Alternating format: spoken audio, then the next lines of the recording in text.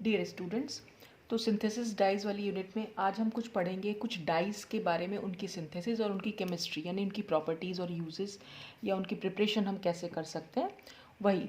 तो इसमें सबसे पहली डाई जो हम पढ़ रहे हैं वो है मिथाइल ऑरेंज। अब मिथाइल ऑरेंज एक डाई का नाम है और इसकी प्रिपरेशन हम कैसे कर रहे हैं, तो it is prepared by coupling diazotized sulphanilic acid with NN dimethyl aniline. यहाँ पर हमने दो रिएक्टेंट्स लिए हैं, एक है डाई एजोटाइज्ड सल्फेनिलिक एसिड, ठीक है, और एक है हमारा NN डाईमिथाइल एनिलीन। ये एनिलीन का डेरिवेटिव होता है, एनिलीन में NH2 होता है। दोनों H को इन्होंने मिथाइल ग्रुप से जो है रिप्लेस कर दिया गया है यहाँ पर, तो इसलिए इसका नाम NN हम दो बार क्यों, क्योंकि दो मिथाइल ग्रुप जुड़े हुए हैं, तो इसलिए इसका नाम लिखने का तरीका यही है कि जो नाइट्रोजन है उसको हम 2 टाइम्स लिख देते हैं।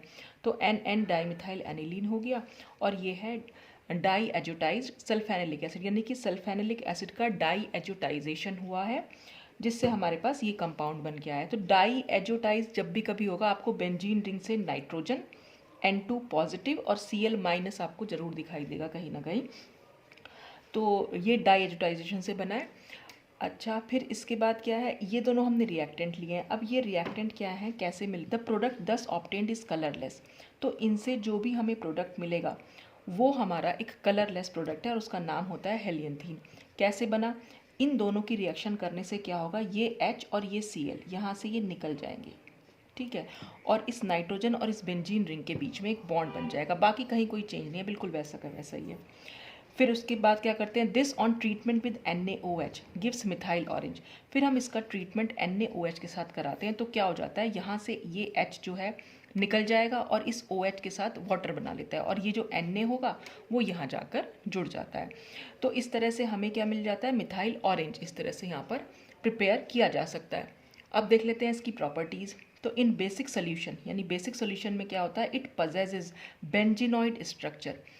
ये जो बेसिक सोल्यूशन अगर होगा तो उसका स्ट्रक्चर कुछ इस तरह से होगा जिसमें बेंजीन रिंग प्रेजेंट होगी। बेंजीनॉइड स्ट्रक्चर मतलब जिन भी कंपाउंड्स में बेंजीन रिंग प्रेजेंट होती है उनको हम बेंजीनॉइड कंपाउंड्स कहते हैं। तो आप देखें इन दोनों ही इसमें दोनों ही रिंग जो है वो बेंजीन रिंग है।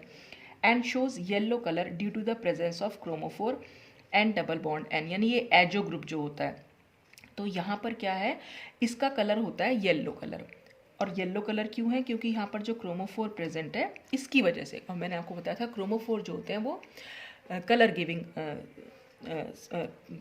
कंपाउंड्स होते हैं, कंपाउंड्स के ग्रुप्स होते हैं एक्चुअली, तो इसकी वजह से इसका कलर जो है येलो है। तो ये बेसिक सोल्यूशन में ऐसा होता है, ठीक।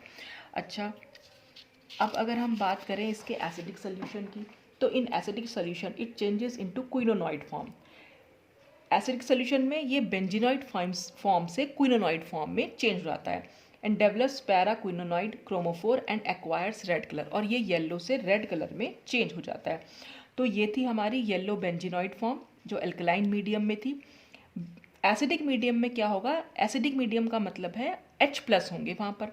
तो ये कंपाउंड क्या करता है, उस H प्लस को ले लेता है। देखो H प्लस कहाँ पर जाएंगे, अगर कंपाउंड में कहीं पर भी इसको इलेक्ट्रॉन्स दिखाई देंगे तो ये H प्लस तो वहाँ जाकर जुड़ जाएगा, और जैसे ही H प्लस वहाँ जाकर जुड़ेगा तो क्या होगा, ये रेड क्विनोनॉइड फॉर्म में चेंज होता है। अब ये क्विनोनॉइड फॉर्म से क्या मतलब है, देखिए यहाँ पर एक तो बेंजीन रिंग है लेकिन दूसरी जो है वो उसका स्ट्रक्चर कुछ कुछ जैसे बेंजोक्विनॉन होती है। बेंजोक्विनॉन क्या होती है, क्विनॉन भी हम इसको सिंपली बोल देते हैं, इसका स्ट्रक्चर होता है कुछ इस तरीके का। तो क्योंकि इसका स्ट्रक्चर बेंजोक्विनॉन से मिलता हुआ है या क्विनॉन से मिलता हुआ है, इसलिए इस फॉर्म को हम क्विनोनॉइड फॉर्म बोल देते हैं। तो यहाँ पर पैराक्विनोनॉइड फॉर्म हो गई है, ये इस क्रोमोफोर की वजह से इसका कलर जो होता है रेड हो जाता है।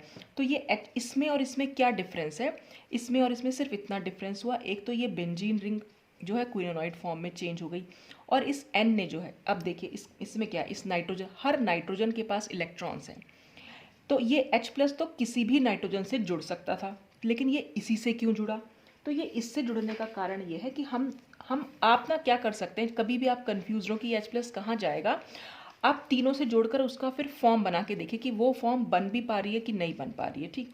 अब देखिए अगर नाइट्रोजन को हम, इस नाइट्रोजन के इलेक्ट्रॉन इस H प्लस को मिल जाएंगे तो नाइट्रोजन से जुड़ जाएगा ये, ठीक है।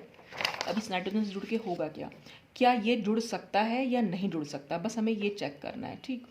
देखिए यहाँ है ये CH3 और ये CH3, ठीक है। अब इससे जुड़ने का मतलब हुआ कि यहाँ पर ये ऐसे हो जाएगा, नाइट्रोजन ने अपने इलेक्ट्रॉन दिए तो इस पर आ गया पॉजिटिव चार्ज, ठीक। अब जैसे यहाँ पर जुड़ने के हम यहाँ इसको जोड़कर दिखा रहे हैं, ये आराम से इलेक्ट्रॉन डेंसिटी जो है यहाँ पर मूव कर रही है, क्योंकि इस नाइट्रोजन पर इलेक्ट्रॉन डेंसिटी बहुत ज़्यादा हो गई है, इसलिए यही नाइट्रोजन जो है इसको दे सकता है। अब अगर हम इससे जोड़ देंगे और फिर हम इसकी कोई रेजोनेटिंग फॉर्म बनाना चाहें तो वो पॉसिबल नहीं हो पाएगी, क्योंकि कॉन्जुगेशन नहीं हो पाएगा। अगर ये डबल बॉन्ड में यहाँ शिफ्ट कर दूँ सपोज, तो क्या होगा, नाइट्रोजन, ये दो CH3 हैं, यहाँ पर H जुड़ा हुआ है और ये डबल बॉन्ड। तो आप यहाँ पर देखें तो ये 1 2 1 2 3 4 5 6 7 8 9 10, और नाइट्रोजन के पास कभी भी 10 इलेक्ट्रॉन्स रहते नहीं है, ठीक है। तो ये पॉजिटिव चार्ज इसका ख़त्म नहीं हो पाएगा, ये इलेक्ट्रॉन यहाँ मिल भी जाएंगे तो पॉजिटिव चार्ज खत्म क्या होगा, इसके बाद 10 इलेक्ट्रॉन नाइट्रोजन के पास कभी भी नहीं रहेंगे। इसका कन्फिग्रेशन होता है S2P3, ठीक। मैक्सिमम इसके पास सिर्फ 8 इलेक्ट्रॉन हो सकते हैं, तो 10 इलेक्ट्रॉन तो हो ही नहीं सकते, ठीक। तो हम इसे जो है यहाँ पर इसकी कोई रेजोनेटिंग फॉर्म यहाँ बना नहीं पाएंगे, ठीक है। इस वाले नाइट्रोजन के साथ भी यही होगा कि यहाँ पर भी ये अगर हम इसको इस वाले नाइट्रोजन से जोड़ दें, इस हाइड्रोजन को, तभी भी यहाँ पर जो है डीलोकलाइजेशन क्योंकि कम हो पाएगा, इधर की साइड भी नहीं जा पाएगा ये डीलोकलाइजेशन, और इधर की साइड से भी कम डीलोकलाइज हो पाएगा, तो इससे भी नहीं जुड़ पाएगा। तो जुड़ता ये इसी वाले से है। तो जैसे ही ये इससे जुड़ा, अब क्यों जुड़ रहा है, क्योंकि हम यहाँ दिखा भी पा रहे हैं कि लोन पेयर ऑफ इलेक्ट्रॉन क्योंकि कॉन्जुगेशन में प्रेजेंट है, तो लोन पेयर ऑफ इलेक्ट्रॉन है तो ये यहाँ मूव करेगा, फिर ये डबल बॉन्ड इधर मूव करेगा, फिर ये डबल बॉन्ड यहाँ मूव करेगा और ये यहाँ। तो नाइट्रोजन पर क्योंकि नेगेटिव चार्ज आ गया है, और negative charge negative charge nitrogen easily इस H+ को एक्सेप्ट कर सकता है। तो और बाकी मैंने ये भी समझाने की कोशिश की है, लेकिन अगर आप ऐसे भी देखें तो यहाँ पर कहीं पर भी किसी भी और नाइट्रोजन, ये दोनों नाइट्रोजन पर कहीं पर कोई नेगेटिव चार्ज नहीं आ पा रहा है, तो जिस पर जितना ज़्यादा चार्ज है वो उतना अच्छा डोनर भी हो पाएगा। तो इन तीनों नाइट्रोजन में से क्योंकि यही नाइट्रोजन सबसे अच्छा डोनर है, इसलिए ये हाइड्रोजन जो है इससे जाकर जुड़ गया। तो इस तरह से ये एसिडिक मीडियम में हमें रेड क्विनोनॉइड फॉर्म मिलती है मिथाइल ऑरेंज की। अब हम इसके यूजेस देख लें। It is not satisfactory dye for textile because it is sensitive to acids. तो ये बहुत अच्छी डाई नहीं है टेक्सटाइल्स के लिए, क्योंकि ये एसिड्स इसको बहुत जल्दी अफेक्ट कर डालते हैं। तो therefore its use as a dye is insignificant, तो इसलिए हम इसको बहुत ज़्यादा डाई की तरह यूज़ नहीं कर पाते हैं। It is mainly used as an indicator in acid based titration, बल्कि हम इसको कैसे यूज़ करते हैं, इंडिकेटर की तरह। आपने टाइट्रेशन की होंगी तो एसिड बेस्ड टाइट्रेशन में हम इसको एज एन इंडिकेटर यूज़ कर लेते हैं, क्योंकि इसका कलर चेंज हो जाता है। एसिडिक मीडियम में जो इसका कलर होगा वो रेड होगा, और बेसिक मीडियम में इसका कलर जो होता है वो येलो होता है। तो इस कलर चेंज की वजह से हम इसको एज एन इंडिकेटर यूज़ कर सकते हैं एसिड बेस्ड टाइट्रेशन में। तो ये था मिथाइल ऑरेंज के बारे में। अब मिथाइल ऑरेंज के बाद नेक्स्ट जो डाई आती है वो है हमारी कॉन्गो रेड। कॉन्गो रेड कैसे बनेगी, अब हम लेंगे टेट्रा एजोटाइज्ड। टेट्रा एजोटाइज, डाई एजोटाइज में हमारे 2 नाइट्रोजन थे, टेट्रा एजोटाइज में हमारे 4 नाइट्रोजन हो जाएंगे। और साथ में हमने क्या लिया है, सोडियम साल्ट ऑफ नेफ्थियोनिक एसिड का। तो ये हमारा नेफ्थियोनिक एसिड के 2 मोल्स हमने ले लिया, 1 मोल यहाँ बना दिया मैंने, 1 मोल यहाँ, ताकि आपको रिएक्शन समझने में ईजी रहे। और ये हमने ले लिया टेट्रा एजोटाइज्ड बेंजीडीन। तो अब इसमें रिएक्शन कैसे होगी, ये जो नेफ्थियोनिक एसिड हमने लिया है इसका H और ये Cl यहाँ से निकल जाएगा, और ये H और ये Cl यहाँ से निकल जाएगा, और बाकी सब कुछ आपस में जुड़ जाता है। तो यहाँ पर नाइट्रोजन है, नाइट्रोजन से ये रिंग जो है यहाँ पर जुड़ जाएगी, तो ये मैंने यहाँ दिखा दी है। और ऐसे इस नाइट्रोजन से भी ये जो नाइट्रोजन है इससे ये वाली बेंजीन रिंग जुड़ी हुई है, तो ये यहाँ पर दिखा दी। तो इस तरह से कॉन्गो रेड का डाइसोडियम साल्ट यहाँ पर फॉर्म कर सकते हैं हम। अब प्रॉपर्टीज़ क्या है, this is red in alkaline solution, ये एल्कलाइन सॉल्यूशन में रेड कलर का होता है। It is very sensitive to acids, ये भी एसिड्स के लिए बहुत ज़्यादा सेंसिटिव है। The red colour changes to blue in the presence of inorganic acid, और जैसे ही एसिड की प्रेजेंस में इसका रेड कलर जो है वो ब्लू में चेंज हो जाता है। This change in colour from red to blue in acid solution is due to the following structural change. अब क्यों हो रहा है वो रेड से ब्लू, वो भी हम इसमें देख लेते हैं। तो ये हमारा है रेड कलर जो एल्कलाइन सोल्यूशन में। एसिड में फिर वही मैंने आपको बताया कि जैसे ये H+ लेगा तो वो H कहीं ना कहीं, क्योंकि नाइट्रोजन के ऊपर इलेक्ट्रॉन तो है, तो वो किस नाइट्रोजन से जुड़ रहे हैं बस वही हम देख लेते हैं। तो ये नाइट्रोजन, ये वाला नाइट्रोजन जो है इसमें, ये नाइट्रोजन जो है इसके अपने इलेक्ट्रॉन दे सकता है इस H+ को, ये H जो है यहाँ पर जाकर जुड़ गया है। इनसे क्यों नहीं जोड़ा? फिर रीज़न वही है कि जहाँ पर भी इलेक्ट्रॉन डेंसिटी ज़्यादा होगी जिस भी नाइट्रोजन पर, उसी से जाकर ये जुड़ जाएगा। और फिर हम क्या कर सकते हैं, इसकी जो हमारा स्ट्रक्चर बना उसकी एक रेजोनेटिंग फॉर्म भी पॉसिबल है। अगर आप दूसरे नाइट्रोजन से जोड़ेंगे तो उसकी रेजोनेटिंग फॉर्म नहीं बन पाएगी, चाहे तो आप इसको ट्राई करके भी देखिएगा। तो यहाँ पर क्या हुआ, हमने इस नाइट्रोजन से हाइड्रोजन को जोड़ा तो नाइट्रोजन पर आ जाएगा पॉजिटिव चार्ज, क्योंकि नाइट्रोजन ने अपने इलेक्ट्रॉन इस H+ को दिए हैं। जैसे इस पर पॉजिटिव चार्ज आएगा, पास वाले जो बॉन्ड है, ये पाई बॉन्ड जो है इस पर शिफ्ट हो सकता है। तो जैसे ये पाई बॉन्ड इस पर शिफ्ट होगा तो इस नाइट्रोजन पर कमी हो जाएगी। तो इस नाइट्रोजन की कमी को दूर करने के लिए ये डबल बॉन्ड यहाँ शिफ्ट होगा। फिर इस कार्बन पर कमी होगी, इस कार्बन की कमी को दूर करने के लिए नाइट्रोजन अपने देगा। कुल मिलाकर कहने की बात यह है कि यहाँ पर क्योंकि कॉन्जुगेशन हमें देखने को मिल रहा है, double bond single bond, double bond single bond, फिर लोन पेयर ऑफ इलेक्ट्रॉन, तो जहाँ भी कॉन्जुगेशन पॉसिबल है यानी मूवमेंट हो सकता है, वहाँ पर पाई बॉन्ड हो चाहे लोन पेयर ऑफ इलेक्ट्रॉन हो, तो हम उसकी एक resonating form, delocalisation of electron से ही क्योंकि रेजोनेटिंग फॉर्म बन सकती है, तो इसकी एक रेजोनेटिंग फॉर्म यहाँ पर पॉसिबल है। तो हमने यहाँ क्या कर रखा है, इस बॉन्ड को यहाँ पर शिफ्ट करा दिया, तो इस नाइट्रोजन की कमी पूरी हो गई। इस नाइट्रोजन नाइट्रोजन के बीच में सिंगल बॉन्ड, और वही दो इलेक्ट्रॉन जो थे इसके वापस आ गए, इसके मतलब दो जो लोन पेयर ऑफ इलेक्ट्रॉन हम दिखा रहे थे वो यहाँ पर वापस आ गए हैं। ठीक है, उसके बाद ये बॉन्ड क्योंकि यहाँ शिफ्ट हुआ है तो ये डबल बॉन्ड हो गया, और ये इलेक्ट्रॉन यहाँ शिफ्ट हुए हैं तो ये डबल बॉन्ड हो गया, और ये बॉन्ड तो क्योंकि शिफ्ट हो चुका था इसलिए हमने यहाँ पर कोई बॉन्ड नहीं दिखाया, सेम ही हमने यहाँ पर कर दिया है। तो क्योंकि ये H+ लेने के बाद इसमें जो ये स्ट्रक्चरल चेंजेस हैं उसकी वजह से इसका कलर जो है वो ब्लू हो जाता है। तो एसिडिक मीडियम में ये ब्लू कलर होता है और एल्कलाइन सोल्यूशन में ये रेड। तो इसलिए भी हम जहाँ भी कलर चेंज हमें देखने को मिले किसी डाई में, तो उसको हम एज एन इंडिकेटर यूज़ कर सकते हैं एसिड बेस्ड टाइट्रेशन में। तो इसको भी हम एसिड बेस्ड टाइट्रेशन में यूज़ कर सकते हैं।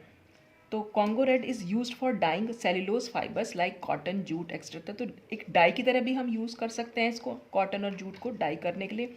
It is the first synthetic direct red dye. Direct red dye मैंने आपको बताई थी, डायरेक्टली हम अप्लाई कर सकते हैं उसको, produced which is capable of dyeing cotton directly. ये जो डाई है कॉन्गो रेड, ये कॉटन को डायरेक्टली आप इसको अप्लाई करें तो ये डाई की तरह हम इसको यूज़ कर सकते हैं। और इसके अलावा हम इसको एसिड बेस इंडिकेटर की तरह भी यूज़ कर सकते हैं। तो ये था कॉन्गो रेड के बारे में। अब नेक्स्ट डाई जो है हमारी वो है मैलेचाइट ग्रीन। मैलेचाइट ग्रीन भी अपने आप में बहुत इंपॉर्टेंट डाई है, एग्जाम में पूछी जाती है। अब इसकी प्रिपरेशन हमने कैसे करनी है, इसकी प्रिपरेशन के लिए हमने क्या लिया हुआ है, ये बेंजल्डिहाइड लिया हुआ है और 2 मोल्स ऑफ डाईमिथाइल एनिलीन लिया हुआ है, और इसकी रिएक्शन हम करा रहे हैं in presence of zinc chloride या कॉन्सेंट्रेट H2SO4। तो इसमें क्या होगा, यहाँ से वाटर का मॉलिक्यूल निकल जाएगा, ये H और बाकी सब जो ये जो जुड़ा, ये सब कुछ जुड़ जाता है इस तरीके से। तो जब ये जुड़ जाता है तो हमें मिलता है ल्यूकोबेस।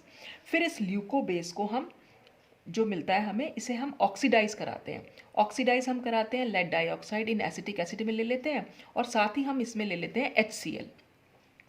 तो इससे होगा क्या, ऑक्सीडेशन से क्या होगा, ये जो H है ये OH में चेंज हो जाता है। ठीक है, कोई भी हाइड्रोकार्बन होता है, अगर हम हाइड्रोकार्बन का ऑक्सीडेशन करा दें CH, तो वो जो है OH में चेंज हो जाएगा, OH ग्रुप में चेंज हो जाएगा। OH का ऑक्सीडेशन कराएंगे तो वो CHO में चेंज हो जाएगा यानी एल्डिहाइडिक ग्रुप में।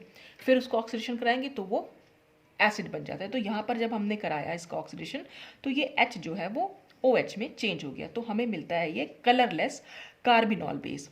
अब इस कार्बिनॉल बेस में फिर से हम अगर और HCl ले लें, यानी कि HCl को की एक्सिस कर दें, अधिकता ले लें, तो हमें मैलेचाइट ग्रीन मिल जाता है। अब वो कैसे मिलेगा, देखिए हमने HCl लिया, फिर से एसिड लिया, एसिड बहुत ज़्यादा है तो इसका मतलब यहाँ पर H+ है, और H+ को क्या चाहिए, कहीं पर भी इलेक्ट्रॉन्स चाहिए होते हैं। ऑक्सीजन के पास यहाँ पर इलेक्ट्रॉन्स हैं, ये ऑक्सीजन अपने इलेक्ट्रॉन इसको दे सकता है H+ को। तो जब H+ को ये ऑक्सीजन अपने इलेक्ट्रॉन दे देगा तो इसका स्ट्रक्चर कैसा हो जाएगा, ये अगर मैं यहाँ दिखाऊँ, कार्बन है, ये बॉन्ड है, ये ऑक्सीजन से H जुड़ा हुआ है और इसने अपने लोन पेयर ऑफ इलेक्ट्रॉन इस H+ को दे दिए हैं, तो इसलिए इस पर आ गया पॉजिटिव चार्ज। और जैसे ही इस पर पॉजिटिव चार्ज आएगा यहाँ से ये बॉन्ड जो है टूट जाएगा।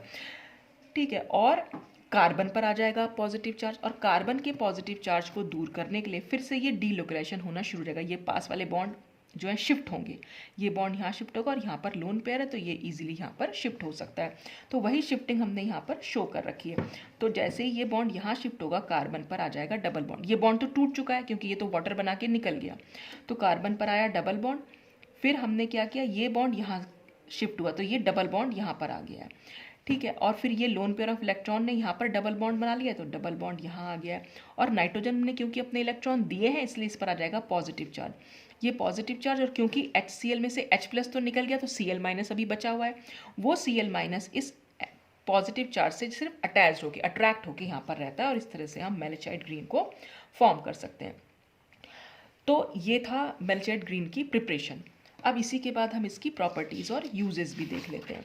प्रॉपर्टीज़ और यूजेस में, it is a deep blue green colour dye, its colour resembles with malachite. Malachite actual में क्या होता है, कॉपर का एक ओर है, कॉपर का अयस्क है।